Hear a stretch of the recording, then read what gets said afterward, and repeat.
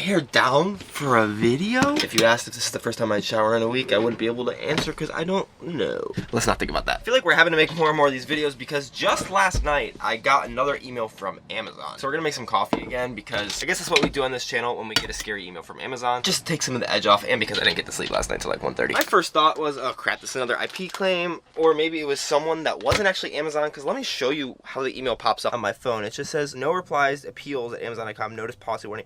And that appeals thing kind of scares me because I didn't submit any appeals. So let's look at what that email is, because it's something totally new, and I don't even think that there's anything that I have to do about it, even though the email was scary. And I don't see a lot of other people talking about all the times that they get these crappy, scary emails from Amazon, but I know they get them, and I know you probably get them too. So let's real quick just chat about what this means. So this is one of the things that really makes me not like selling on Amazon. Alright, prepare for it to be a little bit loud. But in the last video that we did about this, normally when I get an email from Amazon that says something like policy warning, it's either because they find that I'm selling a restricted item, because sometimes items can become restricted even after you send them in. Amazon is consistently changing its policies, updating them, and brands sometimes later will let you know that you can't sell on an item, not through an IP claim, but just by closing the item for everybody. Something that you might have been approved to sell in before, or thought you were approved to sell in, you're actually not. And that's actually what happened to me with this brand that we're gonna get to, but not in this case. Just to spoil it a little bit, the brand in question is Skull Candy. And when I was first selling on Amazon, I was very confused because I was initially allowed to sell Skull Candy in used like new condition. And I don't really advocate doing that because used like new isn't really a great way to get a lot of sales, but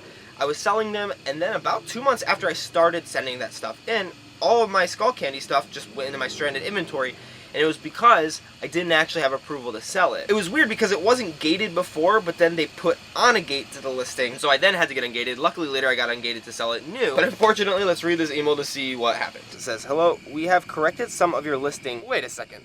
I didn't even read this. We have corrected some of your listings by. Why is that grammar so bad? This is actually from Amazon. It's from @amazon.com. That's really weird. But it says, the listings we have corrected are at the bottom of this message, and so obviously we'll take a look at that ASIN and just see what happened. It said, why did this happen? Sellers on Amazon.com are not allowed to create product detail pages with invalid variations, which include but are not limited to adding child products that are not true variations of the parent product, changing the parent product's detail page so it does not match the child's ASIN. And this is, we're here to help. To learn more about this policy, blah, blah, blah, search it up. Please review your other listings to make sure that you're in compliance. And then it just says that they corrected the details page, and then they gave me the ASIN. It was weird because they gave me two ASINs, but they're both the same ASIN, so that's annoying. There's like a whole appeals process, and so I actually went initially into my Seller Central account. Let's ignore the bad sales. I just sent in a shipment, and it's early. And I went to Performance Account Health, because that's normally where you'll actually find any like violations or anything. I looked through my policy compliance. I had 2 IP claims, but we dealt with that in the IP claim video. Nothing else except for these restricted product policy violations, and I thought I already had 2 of them, so I clicked into it, and it was 2 previous things back from September and June for selling these products, which I don't even really know what had happened there, but I didn't have any inventory, and we just got rid of that. So I was very confused and looked up what the ASIN was, but I think we're boiling water. No, we're not.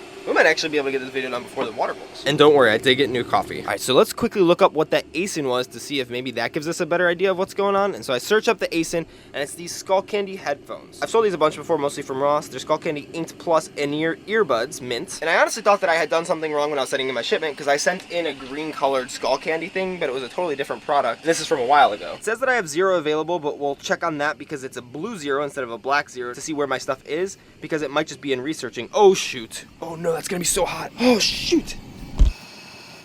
Ow. Oh.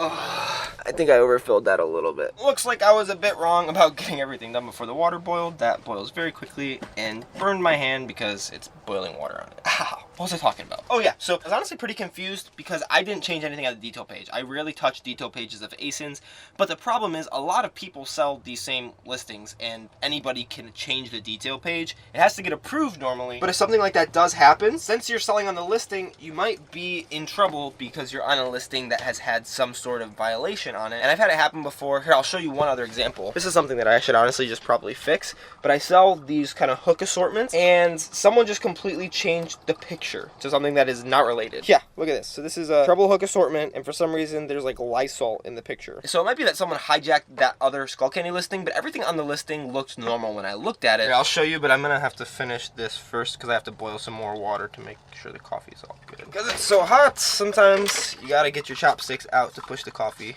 off the edge because you can't bloom it correctly in the van. Also, speaking of weird van life stuff, right now we're in Panama City Beach, and this is the only Planet Fitness that's like within 15 miles. This took us 30 minutes to get here, so it's like an hour out of our way, but look, 1 van, 2 van, 3 van, and all of those are other people who are doing van life, whether they live in it or not. So that's just a kind of funny thing about living in a van. All right, we need 200 more grams of water. Won't overfill it this time.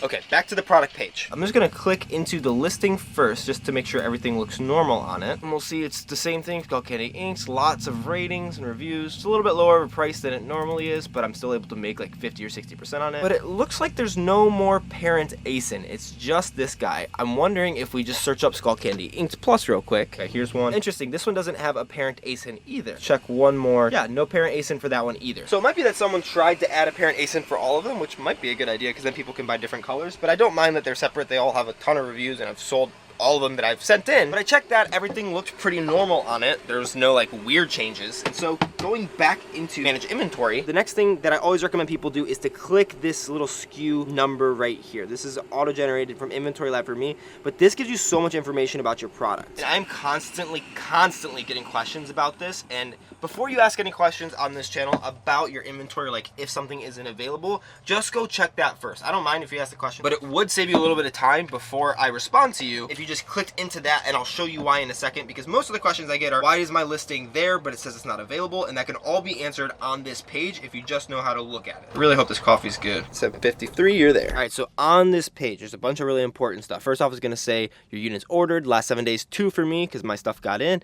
average selling price, what you sold it for. So since I sold it for $14.24, is a little bit more than what the price is now. Then we can go down here and see where our items are. If we had a bunch of inventory, since Amazon said that something was restricted about it, I might want to get it sent back or just double check on it, keep my eye on it. But we can see inventory age by days over here to see how long it's been in fulfillment centers. But most importantly, and this is the thing that you guys need to look at if you want your questions answered a little faster, is this central column under inventory here. You'll see your FBA inventory breakdown, and it's broken down between total inventory, available, inbound, reserved, unfulfillable, and researching. If you have a blue 0, even if you have inventory, like I have 1 total inventory, I had that blue 0 because I have something that's reserved. You can see it's reserved. Sometimes it's inbound, that means it's being shipped in, like that shipment I just sent in.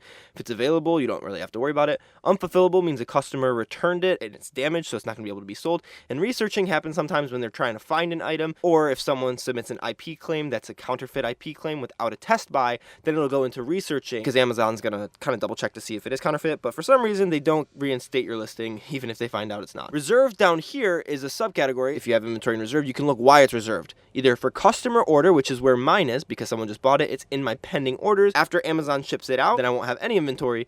FC transfer, which is where most of your inventory is if you're asking me that question in the comments, because it's gotten into Amazon, been checked in at the first center, and they're shipping it to another center. And so just look to see if your stuff is in FC transfer or FC processing, because it'll be there, but it's being processed at the first center or at the new center, or it's being sent there. So we can see that mine is in customer order. And what's good about that is I actually don't have to worry about keeping this listing on my books. Honestly, I'm not too worried about buying it again. It doesn't seem like it's an issue that's really affecting my account at all, but I don't want there to be any potential problems with it, so I'm going to be a little hesitant if I see it in the future with picking it up. And even though I still have that 1 unit that's waiting to be shipped out, what I'm going to do is go up here, click the listing, and then action on one selected, I'm going to delete the products and listings, and that way, after 15 minutes, it should be out of my inventory. I have heard that you can also go over here and go to close listings, and some people recommend that. I don't really know the difference. I've just been deleting the products and listings because I actually read what it says after you hit that, and this is what it says. Thank you for suggesting changes to the catalog. Note that Amazon considers data from all available sources to display the best possible detail page for our customers. And so I think that's actually trying to close down the whole listing. So I just delete the product and listing because it deletes my SKU, and that's that. So I'm grateful that that feels like it's not something I'm going to have to worry about soon. If you have any extra information about that I'm missing, let me know in the comments. I really hope this coffee is better than last time. But I am grateful this isn't as serious as like an IP claim or getting an email that someone might send you an IP claim like happened in that video.